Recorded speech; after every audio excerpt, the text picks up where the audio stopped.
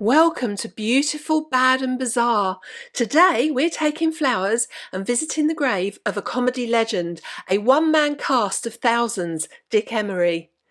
Dick Emery's comedy characters are some of the most memorable ever seen on British TV, with classic catchphrases that are still repeated today. Richard Gilbert Emery was born in London on the 19th of February 1915. Emery's parents were a comedy double act known as Callan and Emery. Sadly, their marriage was not a happy one, and the couple separated when Dick was just 8 years old. His father asked him which parent he wanted to live with. It was a horrible decision to make, but the young Dick Emery chose his mother. Mother and son had a close bond and were devoted to each other, although it was said that his mother dominated him and had a negative influence on his relationships. It was his mother who recognised his potential as a performer. She put him on the stage at 6 years old. From early on, Dick Emery had set his heart on being an operatic singer. His dream was to go to Italy and study. But, like so many British entertainers of the day, Dick Emery's dreams and ambitions were interrupted by the reality and the nightmare of the Second World War.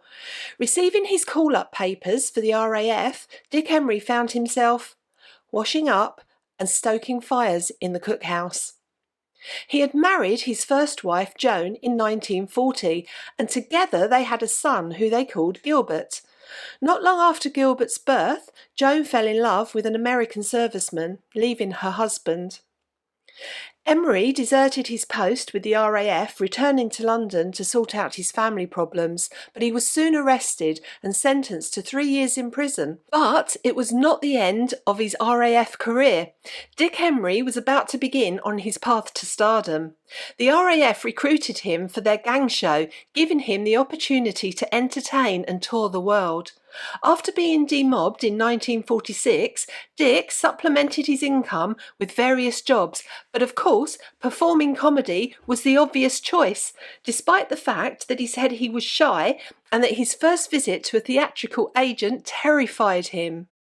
By the 1950s, Dick Emery was performing alongside the greats of British comedy, including June Whitfield and Joan Sims. One of Emery's biggest breaks came in the form of the BBC sitcom Educating Archie.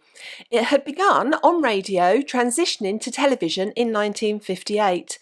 With the arrival of a new decade came even more fame and opportunity, and in 1960 Dick Emery was cast as Private Chubby Catchpole in the TV series The Army Game, and in 1962 he was appearing alongside Diana Dawes in Mrs. Gibbons' Boys. The cast also included a close friend of both Diana Dawes and Dick Emery, Lionel Jeffries. Dick Emery's star was rising. In 1963, the BBC offered him his own TV series, The Dick Emery Show, introducing the British public to a cast of what would become legendary characters, all played by Emery himself. The Dick Emery Show became essential Saturday night viewing, with characters such as the blonde bombshell Mandy, who was gifted with the immortal catchphrase, "Oh, you are awful, but I like you." Emery grew to dislike playing Mandy, who began life on tour with the RAF. Initially nameless, she eventually took on the name Mandy after the notorious Mandy Rice Davis of the Profumo affair fame. Dick Emery said of Mandy, "Mandy is the least real, however, it's seldom that she does not encroach upon my own life. For all of her unreality, she's rather difficult to live with, because wherever I go, someone is always ready with her punchline." Another popular character was Hettie. Emery revealed that Hettie was based, allegedly, on a secretary at the BBC. Dick Emery's fabulous lineup of faces also included Gaylord, the bovver boy, with his catchphrase, "Dad, I think I got it wrong again," as well as College, the well-to-do tramp, Lampwick, the old codger, and many, many more. Do you have a favourite Dick Emery character? If you do, please share in the comments below. I'd love to know. Emery was also taking on more film roles, again working with Diana Dawes in the 1969 film baby love. Emery's role was of Harry Pearson, which was originally intended for Tony Hancock. Dick Emery counted Tony Hancock among his close friends, which included Peter Sellers, Harry Seacombe and Michael Benteen. Another close friend he greatly loved and admired was Patricia Coombs. They adored each other, and Pat's last TV appearance before she died was taking part in the 2002 tribute to Dick Emery in Heroes of Comedy. Dick Emery's career was a resounding success, but his private life was a tangled and often traumatic mess. Diana Dawes observed, "Dick Emery couldn't resist a showgirl. When the final curtain went up, he had already picked out a new bedmate, and the affair lasted until the curtain came down for the last time. Married 5 times, with many affairs behind him, he was incredibly sexy and had no trouble pulling young, attractive women." Diana went on to say, "Dick also lived his life to the full, with fast cars, a magnificent home and his own aeroplane. Emery had used the money he'd earned from the army game in 1960 to fund flying lessons, soon qualifying with a private pilot's licence. But, despite everything, Dick Emery was plagued with personal and professional insecurities." Michael Grade, former controller of BBC One, spoke of Emery's nervousness, saying, "I think that was born out of the fact that his success exceeded his ambitions and his expectations." Fellow co-star Helen Fraser confirmed he was chronically insecure, adding, "He would ask over and over again, 'Do you think it's funny?'" In 1982, Dick Emery was back at the BBC filming a series of comedy thrillers. Sadly, on the 2nd of January 1983, Dick Emery died of septicemia secondary to heart failure in the intensive care unit at King's College Hospital, London. Dick left behind 3 sons and a daughter. He also left behind a mess that had to be unravelled in the courts. At the time of his death, he'd been married to his 5th wife, Josephine, since 1969. However, in 1979 he moved in with his mistress, Fay Hillier. But Emery continued to see his wife. It seemed he was torn between both women. In July 1982, 5 months before his death, he changed his will, leaving the bulk of his estate to Hillier, who was 30 years his junior.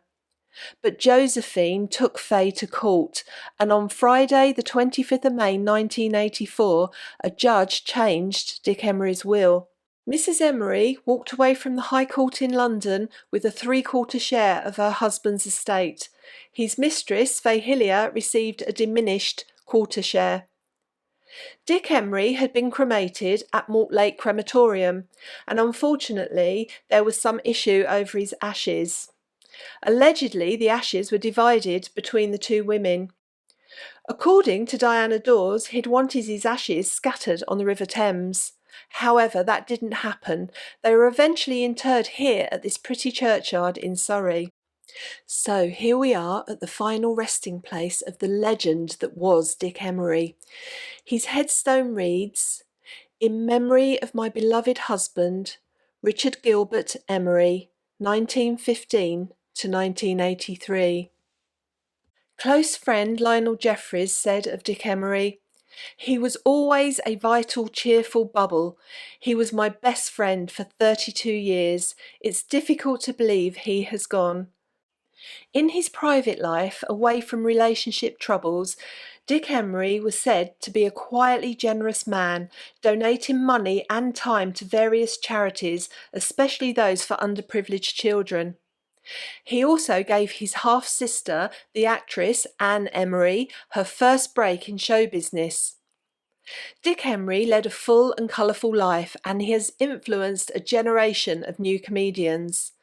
Towards the end of his life, he recognised the changes on the horizon of British comedy.